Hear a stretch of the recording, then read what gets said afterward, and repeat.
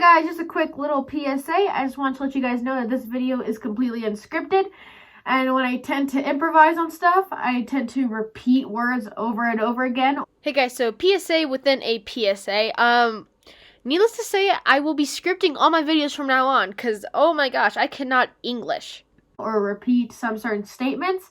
I also slur my words and say a lot of weird stuff. I don't know just how it is, so I'm sorry if you can't hear me well or if you don't understand me completely. I will try to add some captions if there are some really confusing parts. So I just want to let you guys know that. Hope you enjoy the video. Hey, what's up, you guys? My name is Sushi, and welcome to another YouTube video. Today we're going to discuss whether or not you should come out as a furry. This is a rather, I guess, controversial subject depending on the person. So we're going to go into 3 parts. My experience, the pros and the cons, and whether or not you should do it. So first we'll start off with my experience. So pretty much my entire life I've been called a furry. All my friends would ask me if I was a furry. Obviously I didn't know what that was, so I always said no. And I'm guessing my friends didn't know either. In 7th grade, I was classified as the furry, even though I didn't even know what the furry fandom was. I always wore cat ears to school, and I wore them through 7th and 8th grade, and eventually stopped wearing them in high school. But they labeled me as the furry. I remember one point when 2 of my friends came up to me while I was eating lunch and asked me if I was a furry, and they started laughing. I asked them why, and my friend responded, "Oh, you don't want to know." So every time I heard the word furry, I would insist and insist and insist I was not a furry. And eventually, to September 2018, I found out what the furry fandom was, and I classified as a furry. And immediately off the bat, I was 100% open furry. I was an open book, pretty much. If anyone asked me if I was a furry, I would say yes. I do furry art. I was open about making fursuits. I was open about who I was. I wore cat ears with pride. I did not care whatsoever. But this in turn also got me picked on a lot.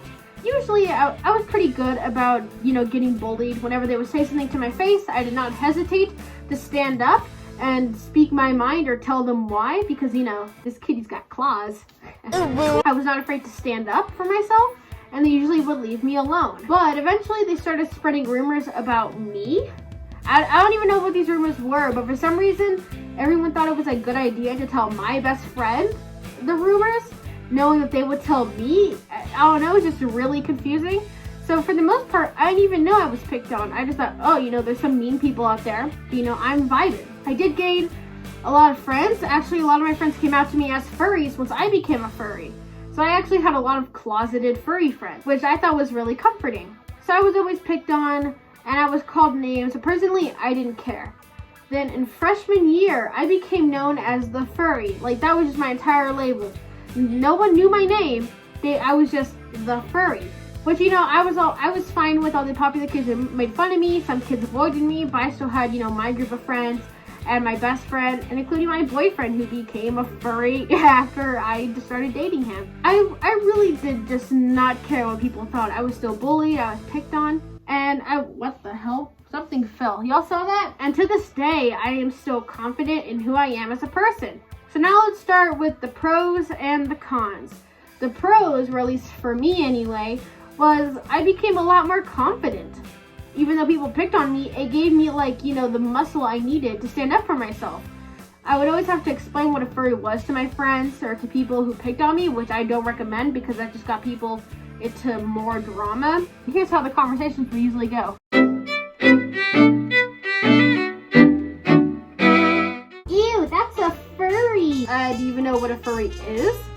Yeah, they are attracted to animals, duh. Actually, no, we just like anthropomorphic animals. What is anthropomorphic animals? Mickey Mouse, the Looney Tunes, animals that have human-like features, and sometimes we create our own character like that, and some people get cosplays of it. Oh, so what does that mean again? Okay, you like Mickey Mouse, right? Do you like Disneyland? Do you like any Disney characters, Looney Tunes, cartoons whatsoever?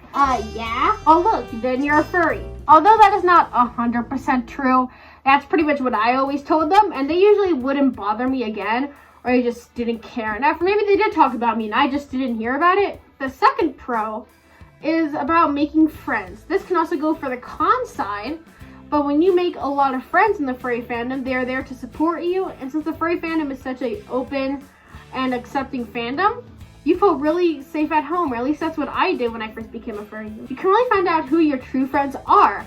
Like, I gained a lot of friends, and I lost some friends that didn't accept me as a furry, which is totally alright. And the last pro, and I guess the biggest one, is you don't have to hide anything.